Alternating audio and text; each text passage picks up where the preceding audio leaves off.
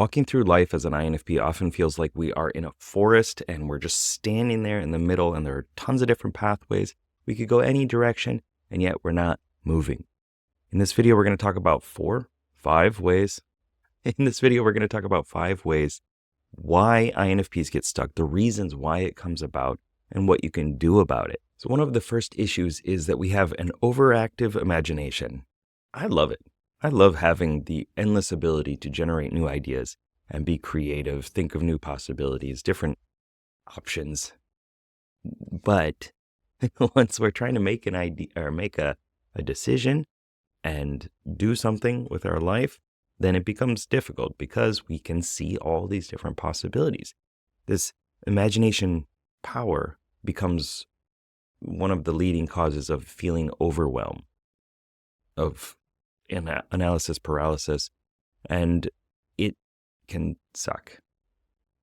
This is our auxiliary function, extroverted intuition, that's doing this. This is as a function, I call it the explorer. It's this innovating character within you, this part of yourself that loves exploring new ideas, generating new possibilities, seeing what if, pushing the red button that says don't push, just to see what happens, which is good. It's a pattern recognition function. It teaches you about the world through connecting the dots. If I do this, then this thing is likely to happen. These two things together in the same context, same scenario, well, this is the likely emergent of that. But the problem comes in when we do it too much, when we just endlessly explore new ideas. And it can feel good. It's something that we like to do. It's something that we value. So we can put a lot of extra time and energy into it and allowing our brain to just do it endlessly. And it feels good, but it never wants to close the loop. It never wants to stop. It always wants to explore more. And so we can get stuck in this adding more and more fuel to the creative engine without actually driving it in any direction. You can't steer a parked car. You got to be moving in order to do something with it. So all of that energy just gets built up and isn't doing anything helpful. Another reason why we often struggle and feel stuck is fear of failure. I think every human, to some degree, struggles with fear of failure. But INFPs really have a knack for latching onto it. So our dominant function, introverted feeling, this is the soul. This is helping us make decisions by evaluating what is good, what is bad. Do I like this? Morally, ethically, is this good? Is this bad? What does my conscience say about it? What resonates with me? And we spend a lot of time trying to understand that part and making sure that whatever choices that we make are harmonious and aligned with that. The problem comes, though, is that if we make a decision and we do a thing in the outer world and other people experience that in some way, they have some sort of interaction with it, whatever, we take whatever failures as a sign of our identity, that we are a failure. Not that we have tried something and it didn't work, it was a faulty approach. We take it as we are the failure. And so we hold ourselves to these really, really high standards. And I think we know that we cannot reach those high standards. We hold other people to high standards too, but we give them permission to make mistakes and fail and stuff like that. But for ourselves, we're like, no, I could do better. And so I'm not going to do anything. And by not doing anything, we don't learn. And our pattern recognition, extroverted intuition, the explorer doesn't get the chance to see who we could become, to experience life in different contexts. And it is very stifling. I made a whole course on no more fear of failure because it came up so often, not just for me, but for other people too. I used to, when I first moved to Japan in 2003, so 22 years ago, yeah, I'm old. No, I'm 40. I was with an ENFP and an ESTJ friend amongst, other people too. And they always failed. They collected failures.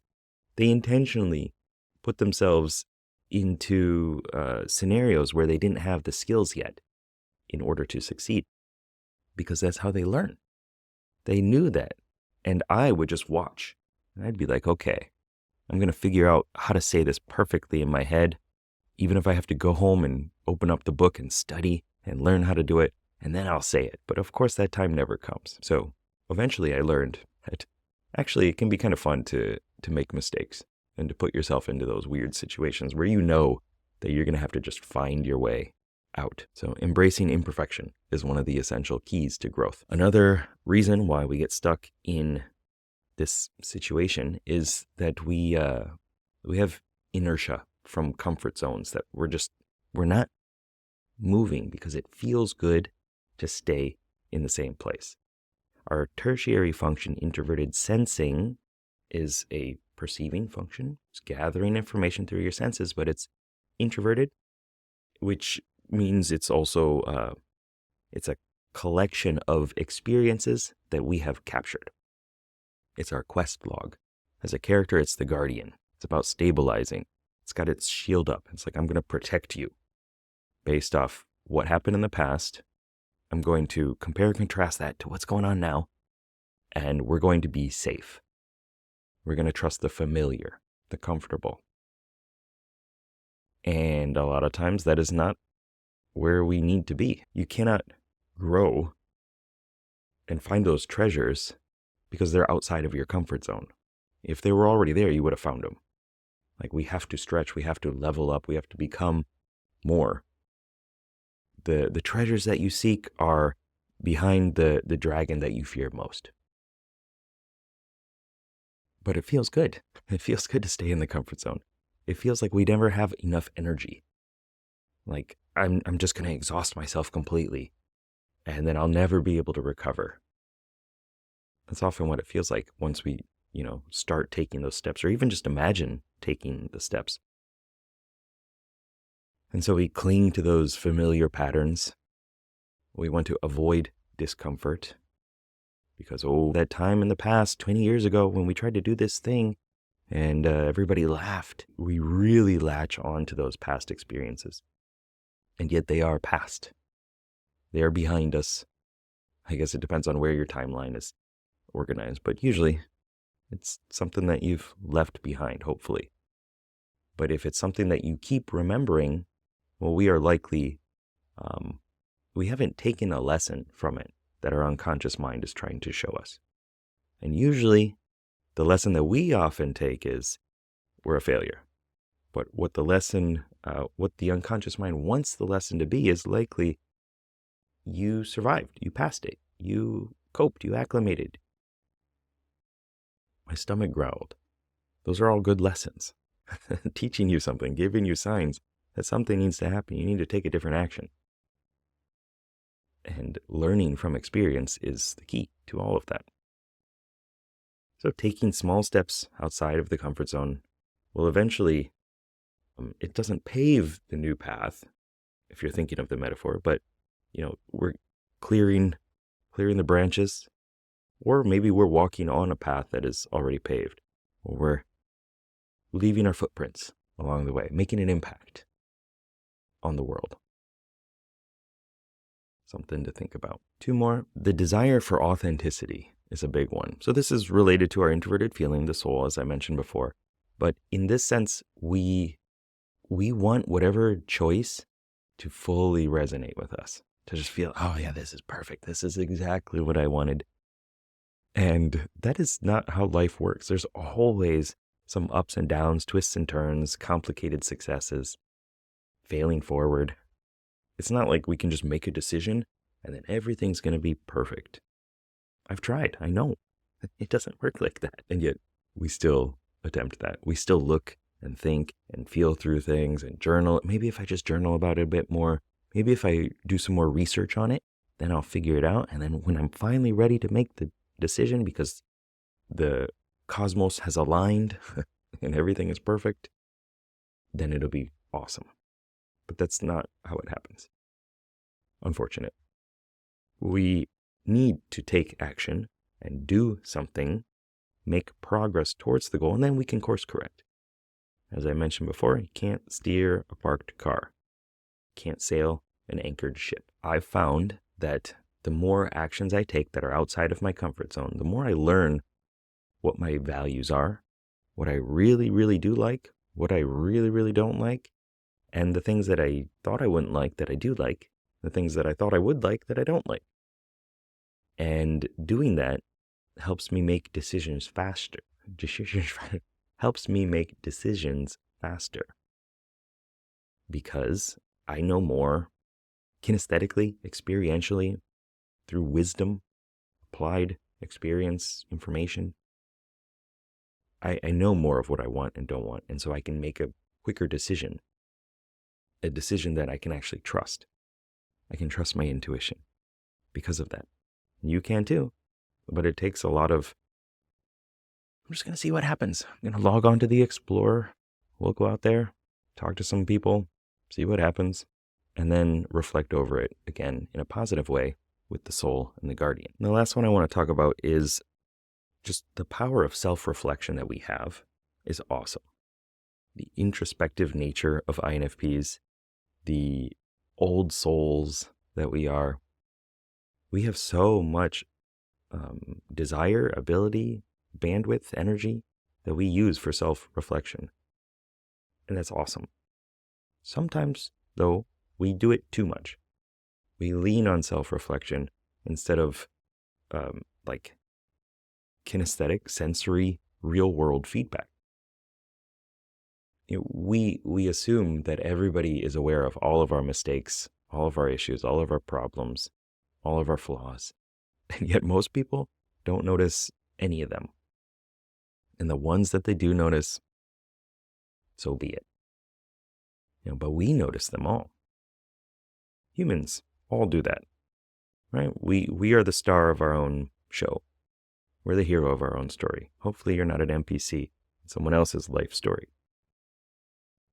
But INFPs are just really good at this. With great power comes great responsibility, right? And so we have to make sure that we're using it appropriately, reflecting in ways that are supportive for our growth. If you know what you want, and you know where you're going, where your goal is, then it's easier to take those steps. As the metaphor at the start was like this forest, and there are all these different paths. You need to know where you want to go. You need to know where you are. And you need to be able to calibrate along the way that you're taking the right steps, measuring the progress towards the thing that you want to go to, the thing that you want to go to. And that's a lot, But taking more actions is the way to get that feedback so that we don't need to be stuck in just reflecting over like, oh, if I take this step, is this the right one? Is this the best one? Am I going to have stable ground?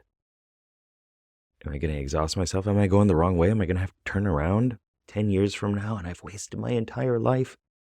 I've said that before. I've heard that before. But if you wrap everything with gratitude, experience this bad thing happened, wrap it with gratitude and say, okay, what can I learn from it so that I don't do it next time? Or so that I do it better next time? You will improve in all ways. Just realizing that that is part of your personality type and that is something that you can do can allow you to take steps that are going to take you or lead you towards the direction that you want to go in your life. So one thing that I highly recommend, because you're an INFP, you can do this very well too, is explore, what is this like? What is this whole situation like? What is the metaphor for my situation? Is it like there's like a treacle or molasses or something around and I'm just standing on a couple stones? Is it like I'm drowning, overwhelmed in the ocean at the bottom of the ocean with cement shoes? Is it like I'm in a trash compactor and the walls are all caving in and I'm just feeling stuck? What is it like? Once you realize that, oftentimes your unconscious mind, and often your conscious mind too, will start picking at it and trying to understand, like, what is really going on in this situation? Am I just not taking any steps? How did I get myself into this situation? Maybe I just need to grow up, become bigger, larger than life, or larger than I am now. There are a lot of things that your unconscious mind will signal at you. Once you understand, metaphorically, what is it like? Not what are the symptoms, what are the effects, what are the diagnoses, but metaphorically, what is it like?